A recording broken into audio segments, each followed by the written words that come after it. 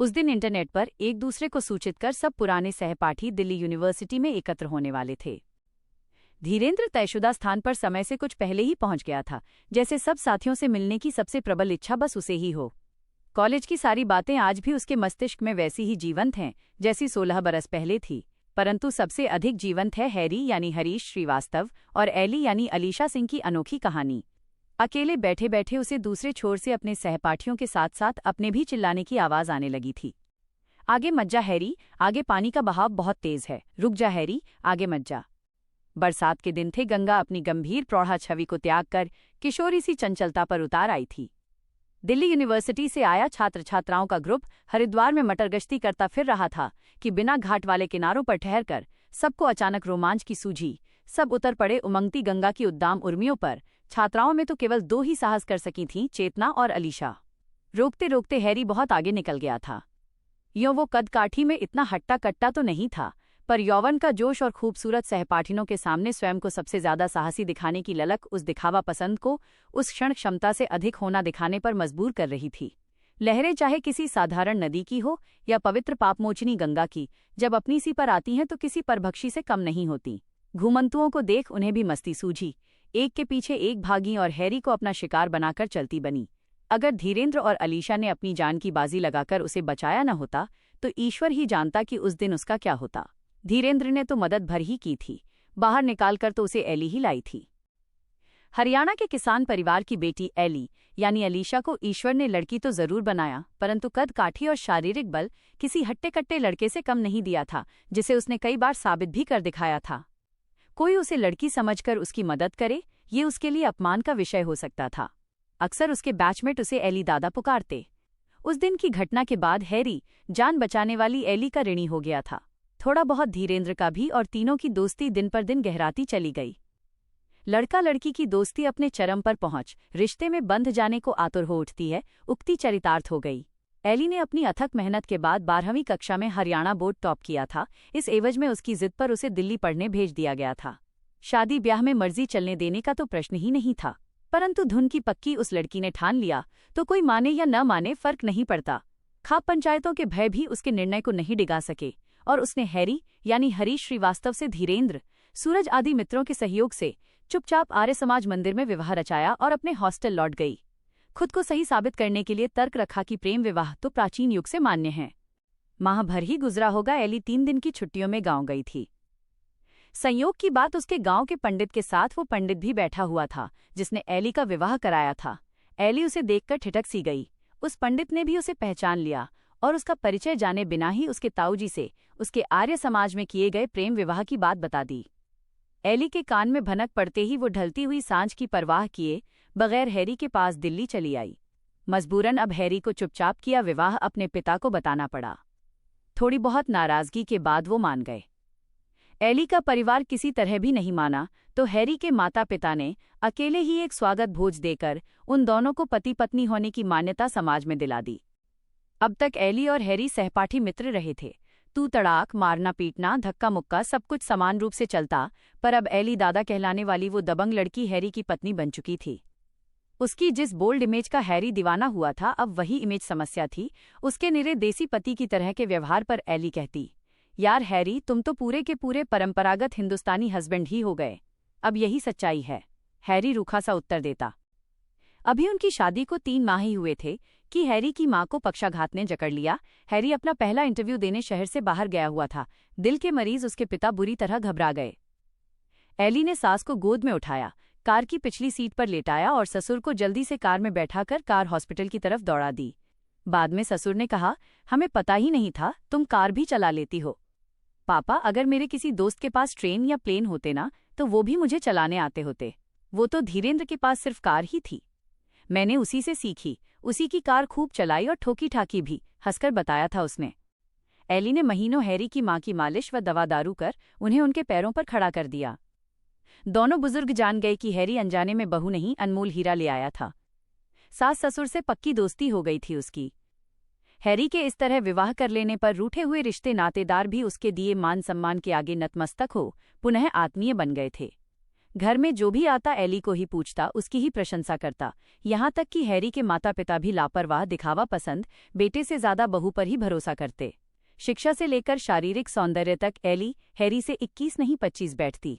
Harry अब परित्यक्त विषय सा स्वयं को हाशिए पर पड़ा पाता। माता पिता की इकलौती संतान होने के कारण घर में अब तक सारा महत्व उसी का था, पर अब उसके एकाधिकार में सेंध लग गई थी। जैसे परिणाम मन ही मन पत्नी से ईर्ष्या का विनाशकारी बीज लेकर आया। धीरे धीरे वो उसे लोगों के बीच बैठने से रोकने के बहाने बनाने लगा। कभी कोई काम बता देता, कभी यूं ही अलग बुला लेता। ऐसा संभव न होने पर उसकी हर बात को अपने अनर्गल तर्कों से काटने का प्रयास करता। स्वयं को ज्यादा कुशल दिखाने के अनथक प्रयास में सफल न हो पाने पर एली को सबके सामने किसी भी बात पर बुरी तरह झिड़क देता। वो उसकी कुछ बातें मान लेती तो कुछ का तिरस्कार भी जरूर करती। निश्चल प्रेम के चश्मे से एली को दिखाई नहीं दिया, परंतु और सभी को साफ साफ दिख रहा था कि हैरी को हीन भावना के कीड़े ने काटना शुरू कर दिया था। पुरुषपन का कोबरा तेजी से उसकी सोच पर अपना विष फैला रहा था। एली की जिन खूबियों पर कुर्बान होकर उसने विवाह किया था, अब वही उसे 100 बिच्छुओं के दंश सी चुभ रही थी। वो तो ये भी भूल गया कि उसका जीवन एली की इसी विशिष्टता और साहस का ऋणी था। ठीक ही कहते हैं कि बोल्ड स्त्री दूसरे के घर में ही अच्छी लगती है। अपनी तो डरी सहमी, दबी ढकी, बात बात पर आंसू बहा देने वाली छुई मुई ही अच्छी लगती है। विलक्षण स्त्रियों के लिए पति का प्रेम दुर्लभ ही होता है। एली, आज तुम मुझे क्या गिफ्ट देने वाली हो? विवाह की पहली वर्षगांठ पर हैरी ने उत्सुक होकर पूछा। आज मैं नहीं, तुम मुझे देना, फिर मैं तुम्हें एक शानदार रिटर्न गिफ्ट दूंगी कुछ महीनों बाद, ठीक? उसकी चंचल आंखें पति का सानिध्य पा जिस तरह हर बार चमक उठती, उसी की पुनरावृत्ति हुई। कौन जाने हैरी ने दोनों की कॉमन फ्रेंड अवंतिका से अपना अंतरंग रिश्ता उजागर करने के लिए उसी रात को क्यों चुना था। पर उस आत्मविश्वासी आधुनिका ने थोड़ा सा आश्चर्य दिखाकर बात को वहीं खत्म कर दिया। परंतु हैरी ने पुनः कुरेदा, एली तुम्हें बुरा नहीं लगा? नहीं, बिल्कुल नहीं, तब मैं थी ही नहीं न तुम्हारी लाइफ में, तो बुरा लगने का प्रश्न ही कहाँ है, एली ने लापरवाह होकर कहा। यानी एक दूसरे की लाइफ में आने से पहले हम दोनों कुछ भी करने को स्वतंत्र थे? एक पति ने अपना संदेह कुरेदा। अब छोड़ो भी ये डिस्कशन, आज नहीं फिर कभी, एली ने बात खत्म की। विवाह की वर्षगांठ के लगभग 1-1.5 महीने बाद हैरी के नानाजी की तबीयत अचानक खराब हो गई थी। 15 सितंबर ईद की छुट्टी थी, अतः हैरी सहित सभी का उन्हें देखने जाना तय हुआ। विवाह की प्रथम वर्षगांठ पर पति से लिए उपहार का रिटर्न गिफ्ट जो तैयार हो रहा था कोख में। उस दिन जिह्वा पर बैठी सरस्वती ने वादे की पक्की एली का कथन सच कर दिया था। वो अभी उससे अनभिज्ञ थी, पर तबीयत की खराबी ने मन होते हुए भी उसे नानाजी से मिलने नहीं जाने दिया। हैरी सहित उसके माता पिता अगले दिन लौट आने के लिए सुबह ही चले गए। रात्रि के लगभग 8 बजे होंगे कि डोर बेल बजी। दरवाजा खोला तो सामने सहपाठी मित्र धीरेंद्र खड़ा था। हे एली, रह गई न सरप्राइज्ड? आते ही पुरानी जीवंतता के साथ बोला था धीरेंद्र। धीरेंद्र तू? एली वास्तव में ही आश्चर्यचकित रह गई थी। अरे मैंने सोचा बिना बताए ही चलता हूँ, तीनों खूब बातें करेंगे। नई दिल्ली रेलवे स्टेशन से सुबह 4 बजे कोलकाता के लिए ट्रेन है मेरी। तेरा घर स्टेशन के इतना पास है कि मैं तो यहीं आ गया होटल की जगह। हैरी कहाँ है? एली ने हैरी का घर पर न होना बताया तो धीरेंद्र वहां से चले जाने के लिए उठ गया था, पर एली ने उसे अपने पुराने अंदाज में धमकाया था। अरे बावड़े, इतनी रात गए जावेगा कहाँ, चुपचाप बैठ जा यहीं। धीरेंद्र ने उसे बहुत समझाया कि वो किसी होटल में रुक जाएगा। धीरेंद्र हैरी की मानसिकता समझता था। वो बोला, एली समझने की कोशिश कर, सुबह 4 बजे ही ट्रेन है मेरी। हैरी होता तो मुझे स्टेशन छोड़ देता, अब जाऊंगा कैसे? इस पर एली ने उसका हाथ पकड़कर लॉबी के सोफे पर बैठा दिया और बोली, धीरेंद्र मेरी शादी हुई है यार, हाथ पैर थोड़े ही कटे हैं। हैरी की कार यहीं है, वो लोग पापा की कार लेकर गए हैं, मैं छोड़ दूंगी तुझे। आखिर तेरी ही कार से सीखी थी, कार चलानी भूल गया? चल तू ऊपर गेस्ट रूम में जाकर फ्रेश हो जा, मैं तेरे लिए खाना बनाती हूँ, खाकर वहीं सो जा, सुबह मैं तुझे स्टेशन छोड़ आऊंगी, ओके? एली के आत्मविश्वास और खुलेपन के आगे कोई भी लड़का कॉम्प्लेक्स खा सकता था। लड़का भी पति और पति भी विशेषकर हैरी, जिसकी मानसिकता से धीरेंद्र बहुत सालों से अच्छी तरह परिचित रहा है। वो एली जैसी तेज हवा के झोंके को सहेज पाने के लिए मजबूत दीवार नहीं, झीनी चादर सरीखा था जो उसके आने की आहट के साथ ही अस्थिर हो उठता हो। धीरेंद्र अच्छी तरह जानता है कि वो एली की स्वस्थ मानसिकता से बिल्कुल मेल नहीं खाता। धीरेंद्र ने विवाह के समय भी एली को यही समझाया था कि उसे हैरी के साथ या तो खुद को सबमिसिव बनाना होगा या हैरी को थोड़ा आत्मविश्वासी। उस दिन खाना खाते समय फिर यही दोहराया तो एली गंभीरता से बोली, ऐसी कोई प्रॉब्लम नहीं है धीरेंद्र, सब कुछ ठीक चल रहा है यार, चल फिर सो जा, जल्दी उठना है सुबह। जाने क्यों धीरेंद्र को उस सब कुछ ठीक में कुछ भी ठीक नहीं लगा था। धीरेंद्र ऊपर चला गया, एली अपने बेडरूम में। धीरेंद्र के साथ बातों बातों में उसने खाना खा तो लिया पर पचा नहीं पाई, रात भर उसे उल्टियां आती रहीं। 3:30 बजे का अलार्म बजा तो उसने उठकर चाय बना दी। तब तक धीरेंद्र भी तैयार होकर आ गया। अभी अंधेरा ही था। एली कार निकालकर हैरी को छोड़ने स्टेशन चल दी। वहां भारतीय रेल विभाग की ट्रेन लेट होने की जानी पहचानी घोषणा हुई और ट्रेन आते आते लगभग दिन निकल आया।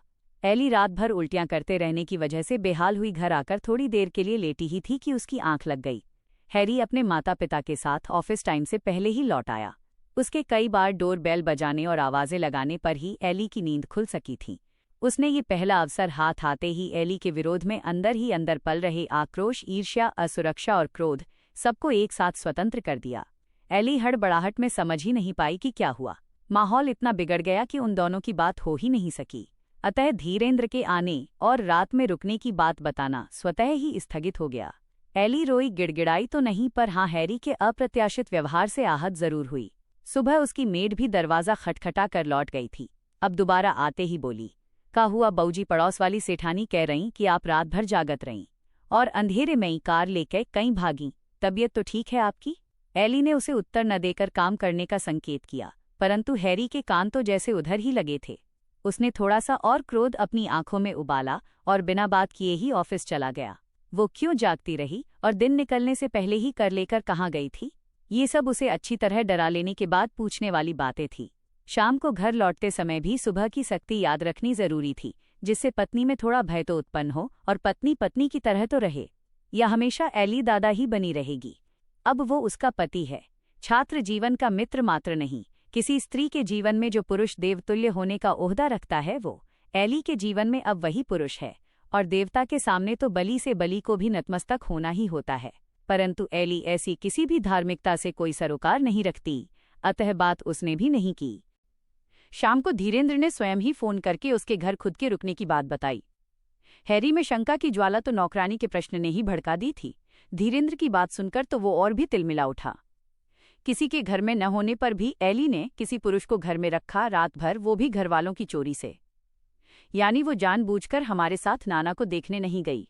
सब कुछ पूर्व नियोजित था। उस दिन सुबह जब हम लौटे तो उसने दरवाजा इसीलिए इतनी देर में खोला। उसकी वो लाल लाल आंखें और थकान से चूर चेहरा साफ साफ सारी कहानी बयान कर रहा था। मैं ही पागल हूं जिसे दिखाई नहीं दिया। पता लग जाने के डर से सुबह होने से पूर्व ही छोड़कर भी आ गई उसे। नौकरानी भी तो यही बता रही थी। उस रात के बाद न तो वो ठीक से कुछ खाती ही है और न सो ही पाती है। आखिर क्या हुआ था उस रात? हैरी अपनी ही बनाई दलदल में फंसकर परेशान हो गया। उसके मन घड़ंत कुतर्क समय और परिस्थिति के साथ सैट बैठकर उसके शक को पूरा बल दे रहे थे। पूरा माह बीत गया। एली लगभग बीमार सी दिखने लगी। अभी तक वो इस सत्य को आत्मसात नहीं कर पाई थी कि आज भी बिना गलती की गलती भी माननी तो स्त्री को ही पड़ती है। धीरेंद्र द्वारा उसके वहां रुकने की सूचना और एली की बेचैनी ने हैरी को उसके और धीरेंद्र के बीच कुछ अनैतिक घटने का पूर्ण विश्वास दिला दिया था। अतः हैरी से अभी तक उसकी सुलह नहीं हो सकी थी। विचित्र बात थी कि एली से मित्रवत व्यवहार रखने वाली हैरी की अनुभवी मां को भी इतने दिनों तक उसका मुरझाया चेहरा नहीं दिखा। जब वो बहुत ही बीमार दिखाई देने लगी तब उसे लेकर वो डॉक्टर के पास गईं, जहां उन्हें घर में नवागंतुक के आगमन का समाचार मिला। एली ने अपने अनियमित मासिक धर्म के कारण हैरी के माता पिता ने लापरवाही में इस बात पर तो ध्यान ही नहीं दिया था और हैरी को तो जैसे कोई मतलब था ही नहीं उससे। हैरी के ऑफिस से लौटने पर उसकी मां ने उसे ये शुभ सूचना दी, जिसे सुनकर ऐसा लगा जैसे उसने किसी प्राणलेवा गैस को सूंघ लिया। अब शक ही नहीं, उसके हाथ पक्का सबूत भी था, उस रात एली और धीरेंद्र द्वारा किए गए तथाकथित महापाप का। एली खुश थी। वो एली दादा भले ही सही, पर उसके भीतर एक शिशु के आकार लेने के साथ ही एक ममतामयी मां भी अंखुआ रही थी। उसे विश्वास था कि हैरी को लाख नाराजगी सही, पर यह सुनकर वो क्षण भर में सब भूल जाएगा, खुशी खुशी उसे गले लगा लेगा और उसके गर्भ में पल रहे अपने अद्भुत उपहार को उससे कुछ माह तक संभाल कर रखने की विनम्र विनती करेगा। हुआ उसका ठीक उल्टा। संदेह के राक्षस ने पिता बनने के कोमल, कोरे, कच्चे कच्चे से सुख को अतिशय क्रोध की कठोर चट्टान पर पटक कर मार डाला। हैरी ने निश्चल पत्नी की ओर असीम घृणा से देखा और कमरे में जाकर बिस्तर पर औंधे मुंह लेट गया। एली अपना अहम त्याग कर उसके पास जाकर बैठ गई। ये उसके लिए विलक्षण खुशी का क्षण जो था, जिसे वो सिर्फ अपने पति के साथ ही साझा कर सकती थी। उसके पास बैठते ही हैरी बिफर पड़ा। जो मन में सोच रहा था वो सब उगल डाला। 15 सितंबर की रात जो एडवेंचर तूने किया था उस कमीने धीरेंद्र साथ, उसका रिजल्ट तू मेरे सिर क्यों मढ़ना चाहती है? अनेक भद्दी बातों के साथ अंत हुआ हैरी के इस असहनीय वाक्य के साथ। निर्बल अंतःकरण वाला अपनी जिह्वा को फूहड़ता भरा बल देकर स्वयं को बलि सिद्ध करने का प्रयास करता ही है। सहसा एली को अपने कानों पर विश्वास नहीं हुआ।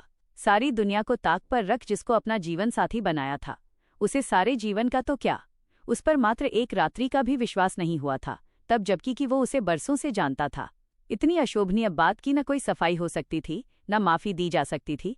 एली का बेहिसाब आक्रोश हैरी के मुंह पर पड़े झनझनाते थप्पड़ के रूप में निकला। इस थप्पड़ ने हैरी को और भी बड़ा कारण दे दिया एली को अपने जीवन, अपने घर से बाहर निकाल फेंकने का। उसने अनशन ले लिया। अन्न जल तभी ग्रहण करेगा जब वो घर से चली जाएगी, हमेशा हमेशा के लिए। उसके पिता ने उसे समझाना भी चाहा तो उसने 15 सितंबर की रात धीरेंद्र को जानबूझकर बुलाना, नाना को देखने न जाना, उसका रात भर जागना, नौकरानी व पड़ोसियों तक का इस बात से अवगत होना, सुबह होने से पहले ही धीरेंद्र को छोड़कर आना, जैसे जो भी स्वनिर्मित संदेह अपने मन में पाल रखे थे सब अपने पिता से कह डाले। और भी कहा बहुत कुछ, जैसे कुछ बातें तो ऐसी हैं जिन्हें मैं आपको बता भी नहीं सकता। पापा, मैं इसे कॉलेज के समय से जानता हूँ। फिर आप ये भी तो सोचिए कि जो लड़की जन्म देने वाले बाप को झांसा दे सकती है, उसके लिए पति क्या मायने रखता है, जिसका साथ मात्र कुछ समय का ही हो। मुझसे उसे पहचानने में भूल हो गई पापा, मुझे माफ कर दीजिए। बात में तर्क तो जरूर ही था, अतः पिता को सब कुछ प्रामाणिक लगा। उन्होंने ये पूछना जरूरी नहीं समझा कि जब एली का चाल चलन कॉलेज के समय से ही अच्छा नहीं था तो ना पहचान पाने की गुंजाइश ही कहाँ थी, और उससे चुपचाप विवाह करने की कौन सी व्यवस्था आन पड़ी थी। नहीं ये सोचा कि जो झांसा एली ने दिया था अपने पिता को, क्या ठीक वही झांसा हैरी ने नहीं दिया था उन्हें। इस बार हैरी की जिद के आगे झुकने की परिणति परिवार की टूटन में हुई। जिस बहू के बल पर दोनों बुजुर्ग बच्चों जैसी बेफिक्र जिंदगी गुजार रहे थे, उसी बहू को घर से निकाल देना था। अक्सर अनुभवी आंखें भी एक स्त्री की निश्चलता पहचानने में कितनी बुरी तरह असफल हो जाती हैं, विशेषकर तब जब स्त्री दूसरे की बेटी हो। जब बेटे ने कहा अगर ये यहाँ रही तो मैं अपनी जान दे दूंगा, तो बहू के खिलाफ बोला गया, उसका हर झूठ क्षण भर में सच में परिवर्तित हो गया। अगर बहू बेटे में से किसी एक को चुनना ही था तो फिर बेटे को चुनना ही न्यायसंगत था। किसी दूसरे की संतान के लिए अपनी संतान को छोड़ा नहीं जा सकता। एली का परिवार उसे स्वीकारेगा या नहीं, ये सोचे बगैर ही हैरी के पिता ने उसे उसके गांव छुड़वा दिया। संभवतः हैरी के मन में एली के चाल चलन को लेकर उतना संदेह न भी रहा हो जितनी कि एक स्त्री के अपने पुरुष से अधिक प्रभावी, अधिक आत्मविश्वासी और कुशल होने की कसमसाहट थी। उसके अपने ही घर में उसके एकाधिकार को चुनौती देने वाली, उसके आत्मविश्वास को डगमगा देने वाली स्त्री को वो दूर धकेल देना चाहता था। आखिर ऐसी पत्नी का वो क्या करे जो उस पर कभी निर्भर ही न रहती हो। जब तक पत्नी बात बात में पति के आगे गिड़गिड़ाए नहीं, उससे कम आत्मविश्वासी और अल्पज्ञानी होने का प्रमाण न देती रहे, असहाय हो बात बात में आंसू न बहाए, इधर उधर की चुगली कर पति से 2-4 झिड़कियां न खाएं, तब तक हैरी जैसे पति के अहं को संतुष्टि कैसे मिलती। उसे स्त्री का भाग्य विधाता होने का सुखद और गौरवपूर्ण एहसास कैसे हो। उसकी लापरवाही के चलते घर के सारे महत्वपूर्ण काम एली को सौंप दिए जाने से उसका रहा सहा आत्मविश्वास भी चकनाचूर हो गया था। असुरक्षा, अपमान की भावना मन की भीतरी तहों तक घर कर गई थी। कहीं एली जा चुकी थी, अब हैरी को अपना घर अपने लिए सुरक्षित लगा था। उन दोनों के झगड़े के विषय में धीरेंद्र को उसके क्लासमेट सूरज ने बताया था। ऐसा नहीं कि धीरेंद्र ने हैरी को समझाने का प्रयास नहीं किया था, पर उसने न समझने के लिए ही कमर कस रखी थी। समझाया तो धीरेंद्र ने एली को भी था ही, परंतु उसने ये कहकर बात खत्म कर दी थी कि नहीं, इतनी घटिया मानसिकता के साथ मैं किसी को नहीं झेल सकती धीरेंद्र। किस किस बात की, किस किस रात की, कब कब और कितनी सफाई देती रहूंगी मैं उसे जिंदगी भर। बात जायज थी। अतः एली ने अपनी तरफ से ही कोर्ट में याचिका डालकर हैरी से संबंध विच्छेद कर लिया था। उसके तुरंत बाद हैरी ने अवंतिका से विवाह कर लिया था, परंतु हैरी को उससे कोई संतान नहीं हुई थी, अतः उससे शायद यही बहाना लेकर मन मुटाव पाल लिया था उसने। 2.5-3 बरस से अधिक नहीं चल सका था उनका साथ। तीसरा विवाह उसके माता पिता ने अपनी पसंद की किसी कम पढ़ी लिखी लड़की से कराया था, ये सोचकर कि वो हैरी की हर बात मानेगी और दोनों बुजुर्गों की भी सेवा भली प्रकार करेगी। पर तीसरी पत्नी के नाजु नखरे सबके सिर चढ़कर बोले रही तो वो भी निसंतान ही।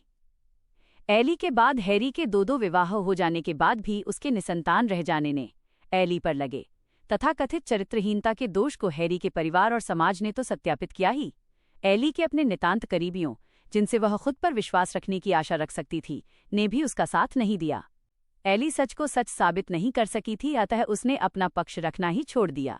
हैरी की तीसरी पत्नी ने निसंतान होकर भी त्रिया चरित्र से हैरी को अपने रूप और यौवन का दास बनाकर अपनी उंगलियों पर नचाए रखा। पुराने नौकरों को लड़ झगड़ कर भगा दिया। गंवार कामचोर लड़कियों की तरह काम करने के हर समय पर उसे सिर दर्द, हाथ दर्द, पैर या फिर पीठ पेट दर्द हुआ। घर के काम की सारी जिम्मेदारी हैरी की बुढ़ाती बीमार मां पर आन पड़ी। थके घुटनों की लंगड़ाहट के साथ बहू बेटे के खाने की थालियां लगा लगाकर उनके कमरे तक पहुंचाने का जिम्मा भी जीवन संध्या की थकान से चूर उस बूढ़ी पर ही आन पड़ा। हैरी भी मां की एक न सुनता, हर वक्त उस बहानेबाज पत्नी की ही तरफदारी करता। पहले जितना मां के लिए एली पर चिल्लाता, अब नई पत्नी के लिए मां पर उससे दुगुना चिल्लाता। स्त्री होकर भी एली की सच्चाई, ईमानदारी और मासूमियत को नकारने की यही माकूल सजा थी हैरी की बूढ़ी मां के लिए। बिजली के बिल, टेलीफोन बिल, इंश्योरेंस के काम, ससुर की पेंशन दिलाकर लाने का काम, घर की टूट फूट या कार सर्विसिंग के काम और बाजार के जिन कार्यों को एली मिनटों में निपटा डालती, अब हैरी के बुढ़ाते पिता के थकते पांव उन्हें करने में कांप जाते। शायद यही सजा ठीक थी उन दोनों के लिए, एली जैसी निश्चल मासूम लड़की के सच को सच न मानने की।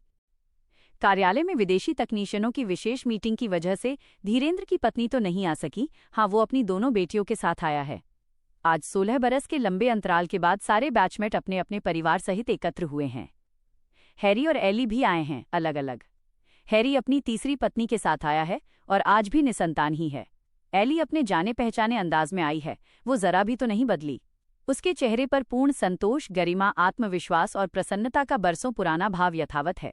उसके साथ उसका किशोर पुत्र, उसकी 10-11 बरस की पुत्री और उसके फौजी पति कर्नल धर्मेश मलिक भी आए हैं। उसके पति धर्मेश मलिक उससे पहली बार अदालत में ही मिले थे, हैरी से उसके तलाक की प्रक्रिया के दौरान। तलाक का कारण पूछने पर साफ साफ बताया था एली ने कि उस रास्कल ने मेरी कोख में पल रहे बच्चे को अपना मानने से इनकार कर दिया। सब सहा, बस ये नहीं सहा गया। कर्नल धर्मेश मलिक उसकी निर्भीकता और स्वाभिमान के मुरीद हो गए। उनका अदालत में आने का कारण भी एली के कारण का ही साथी था।